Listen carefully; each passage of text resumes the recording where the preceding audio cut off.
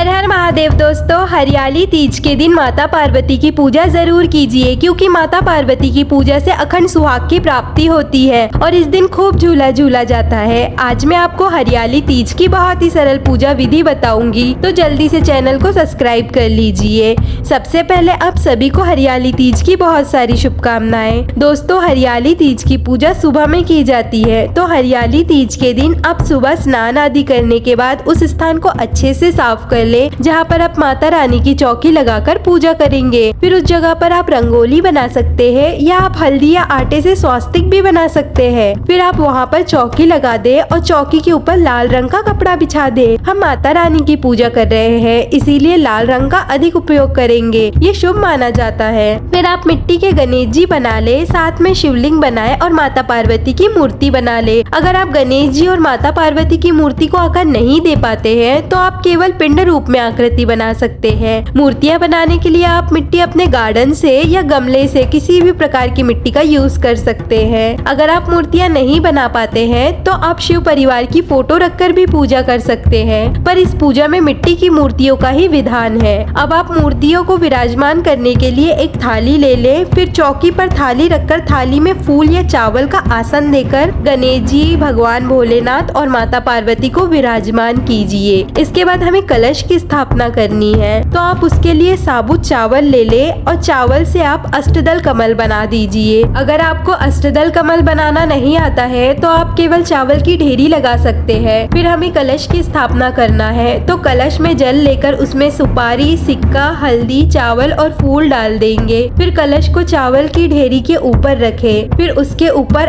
आम के 5 या 7 पत्ते सजाए। फिर उसके ऊपर हम चावल की एक भरी हुई कटोरी रख देंगे। फिर एक नारियल पर कलावा बांधकर उसे कलश के ऊपर रख देंगे। फिर अब घी से या तिल के तेल से दिया लगा दे। दिया आप अपनी सामर्थ्य के अनुसार भी लगा सकते हैं और साथ में ही धूप बत्ती भी लगा दे।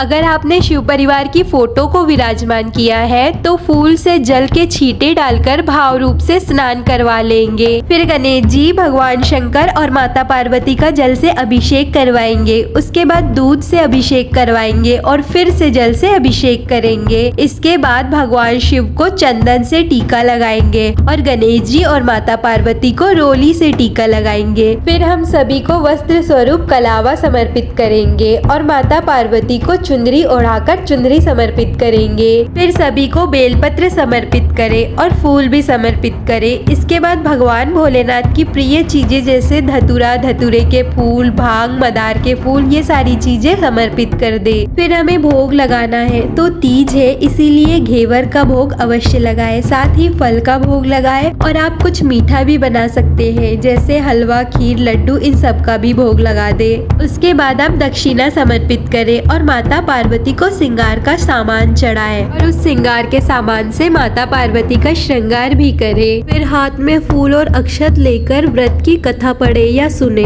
फिर बाद में आप उस श्रृंगार के सामान को अपनी सास को दान कर दे। अगर आपकी सासू माँ नहीं है तो आप उसे ननद, जेठानी या पंडिताइन को भी दान कर सकते हैं और भोग को प्रसाद के रूप में सभी में बांट दे। तो दोस्तों, इस तरह से आप हरियाली तीज की पूजा कर सकते हैं। और अगर आप अलग से चौकी लगाकर पूजा नहीं करना चाहते हैं तो आप अपने मंदिर में भी पूजा कर सकते हैं। दोस्तों, अगर आपको इन्फॉर्मेशन पसंद आती है तो प्लीज चैनल को सब्सक्राइब और वीडियो को लाइक, कमेंट, शेयर जरूर कीजिए।